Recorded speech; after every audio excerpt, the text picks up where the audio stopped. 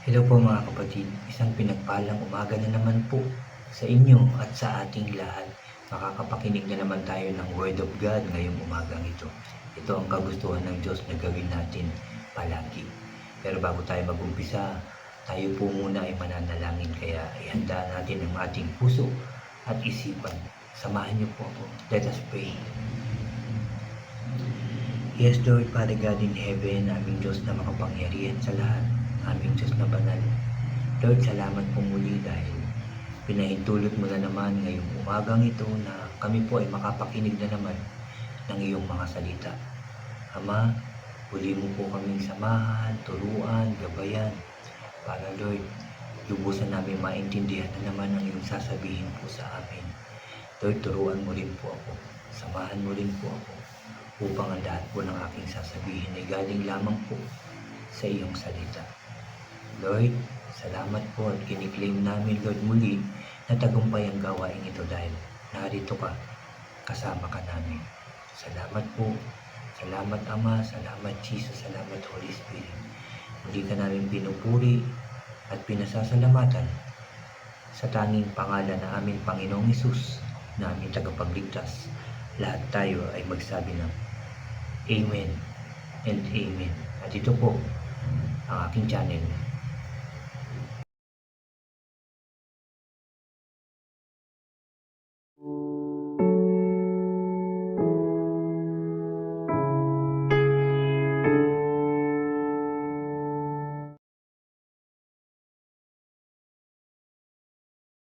Hello po ulit mga kapatid, isang pinagpalang umaga pong muli sa ating lahat. Bago po ako mag-umpisa ng aking sharing ngayong araw na to, ngayong umaga, ay anyayahan ko lang po yung mga bago dyan sa aking channel na huwag niyo pong kalimutan na mag-subscribe. Paki-like and share niyo po yung aking mga videos at paki-click din po ang notification bell para lagi po kayong updated sa mga iba at bago ko pang i-upload. Salamat mga kapatid, salamat po. Mga kapatid, ang aking sharing ay dito pa rin manggagaling sa Luke chapter 3.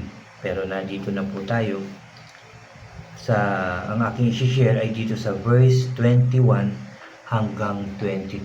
Ito po yung about sa pagbabautismo, no? Ang pamagat nga po nito ay ang baptism ni Jesus. Dito po ulit ako magbabasa sa ang Biblia Pinoy version po. So mag-umpisa na po tayo.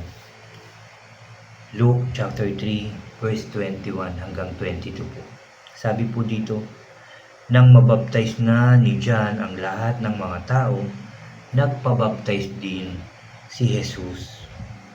Bumukas ang langit habang nagpe-pray si Jesus at bumaba sa kanya ang Holy Spirit sa anyo ng isang kalapati.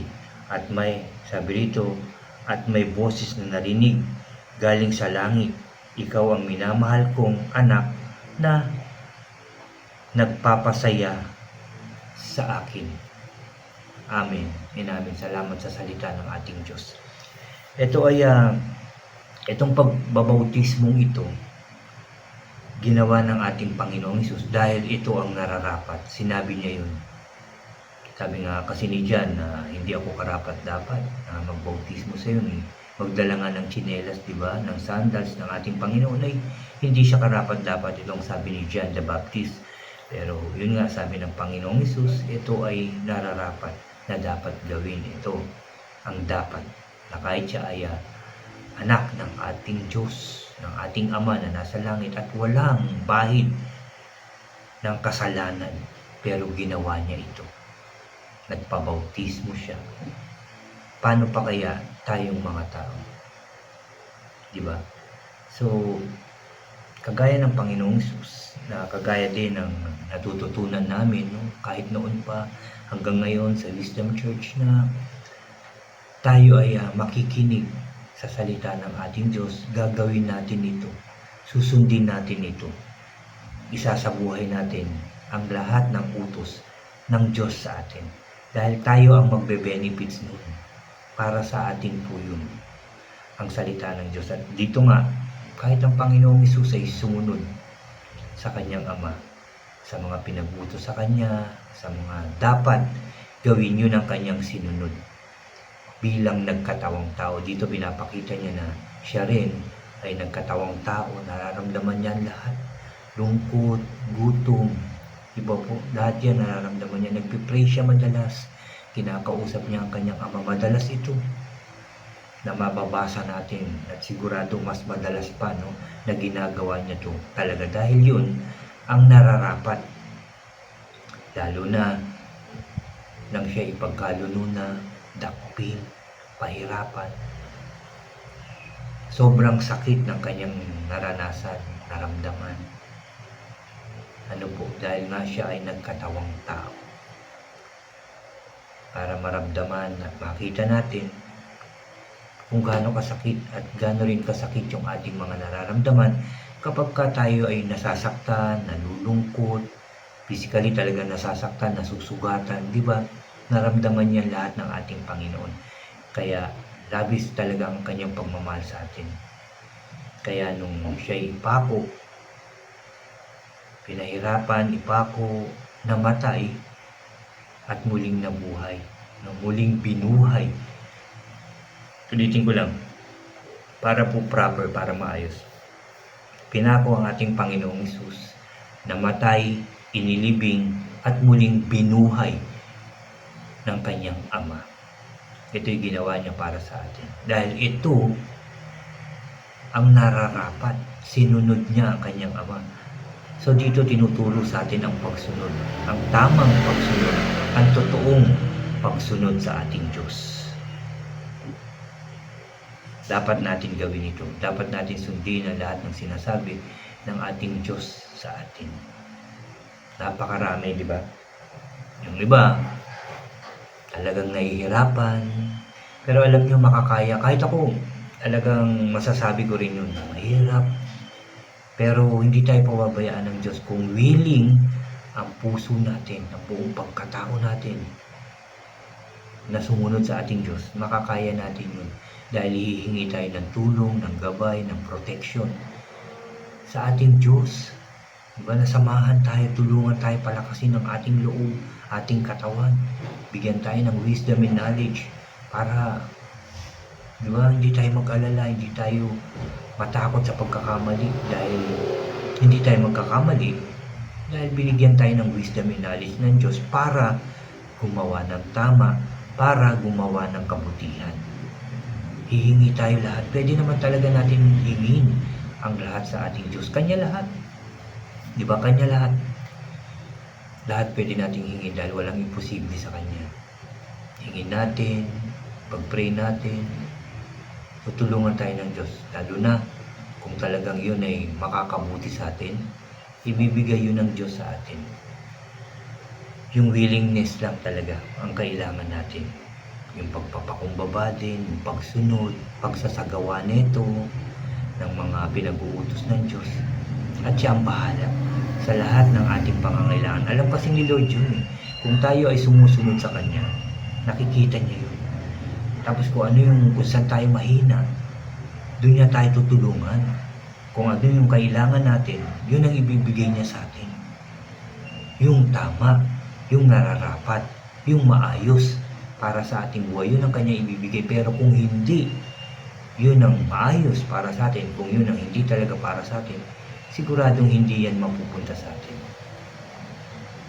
Pero kung dahil sa pagsunod sa Kanya, ibibigay niya yun. Ibibigay niya yun sa atin. Mabuti at mapagmahal ang ating Diyos. Panghawakan natin yan, mga kapatid. Sobrang mahal tayo ng Diyos. Hindi niya tayo nakakalimutan. Minuminuto ng ating buhay, tayo pa yung madalas na nakakalimot sa Kanya. Ulitin ko lang,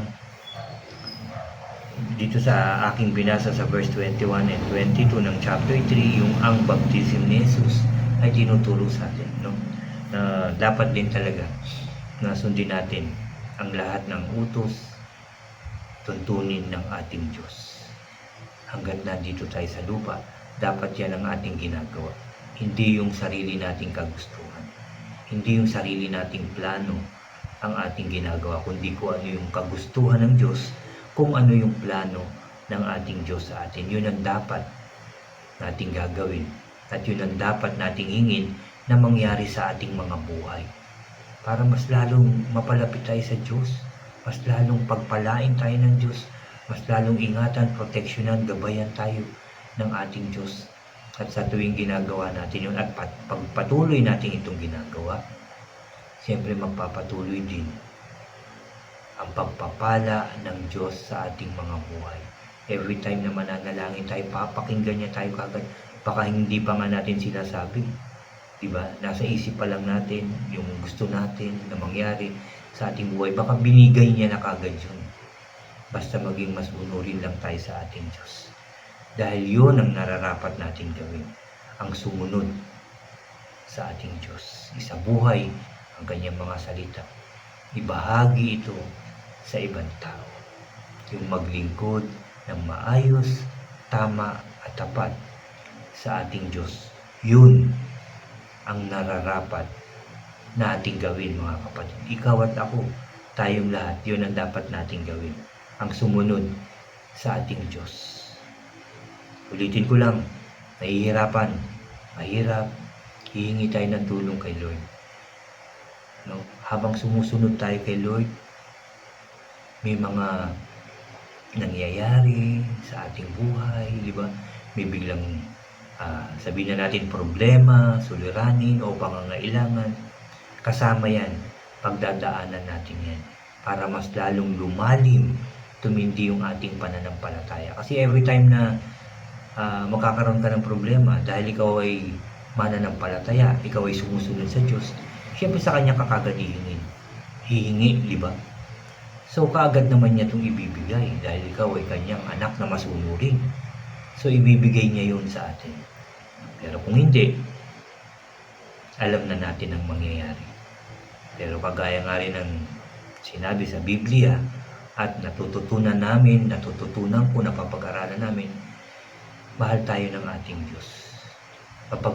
Mapagmahal ang ating Diyos. Mapagbiyaya ang ating Diyos. Mapagpatawad ang ating Diyos. At yun nga, palagi niya tayong inaantay na tayo ay lumapit, humingi ng tawad, magpasalamat, humingi ng tulong, ng gabay, ng protection, ng pagkain. Lahat yan inaantay niya.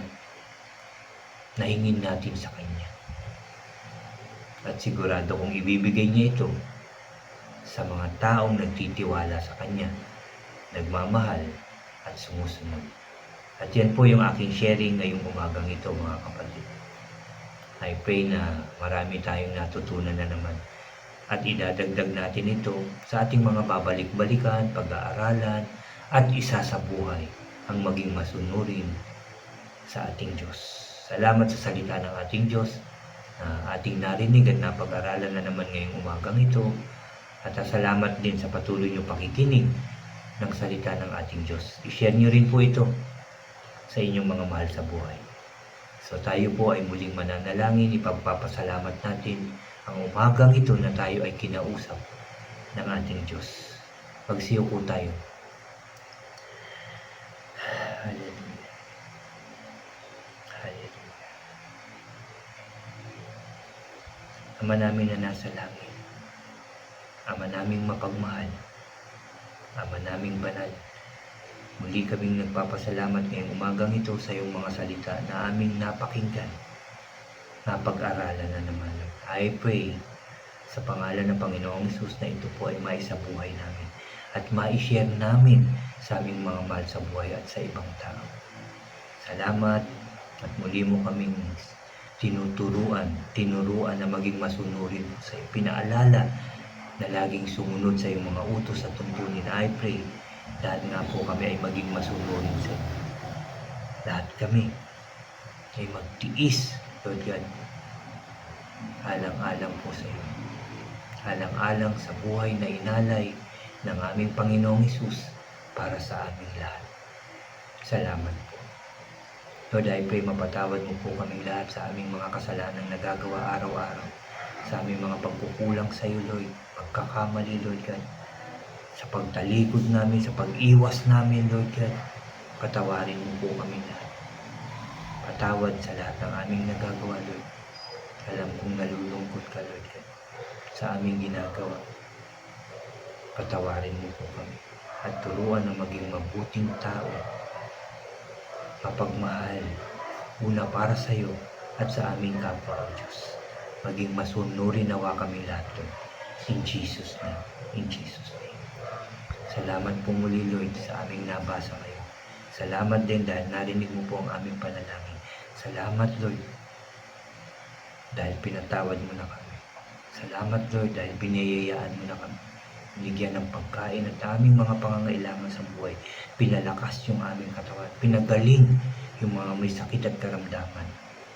Lalong-lalo na yung aming mga mahal sa buhay, Lord, na may sakit at karamdaman. I pray sa pangalan ng Panginoong Hesus, pagalingin mo na po sila. I pray din, pagalingin mo na po, Lord, ang aking father na nasa ospital ngayon. I pray na maging maayos na po ulit yung kanyang paghinga, hindi na maninigi palagi ang kanyang dibdib, Lord. Maging malakas na siya kumain ulit, O God, in Jesus' name. At I pray sa pangalan ng Panginoong Hesus, makalabas na po siya ng hospital ng maayos at malakas ang katawan. Salamat po, Lord, kiniklaim ko po yan. Na yan po ay ginawa mo na at malakas na po si Papa. In Jesus' name. In Jesus' name. In Jesus' name. Salamat din sa pagpapagaling mo sa lahat ng may sakit at karamdaman pa rin. Yung mga taong nasa hospital o sa bahay na may sakit, Lord, salamat at pinagaling mo na po sila. In Jesus' name. Salamat po. Salamat po. Lord, thank you for all the blessings, guidance, and protection sa amin lahat. Salamat sa lakas ng loob na ipinagkakaloob mo po sa akin para mag-share po ng iyong salita. Salamat po, Lord. Salamat, Jesus. Salamat, Holy Spirit. At salamat sa katagumpayan na naman ng aming gawain ito. Sinamahan mo na naman po kami at tinuruan. Salamat po.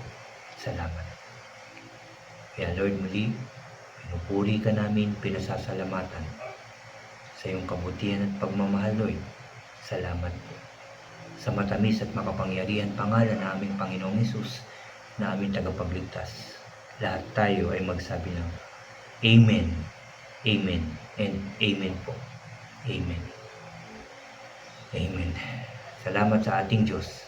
Narinig ng Diyos ang ating panalangin. Tanggapin niyo na po yan. God bless po sa inyo lahat at God bless po sa ating lahat.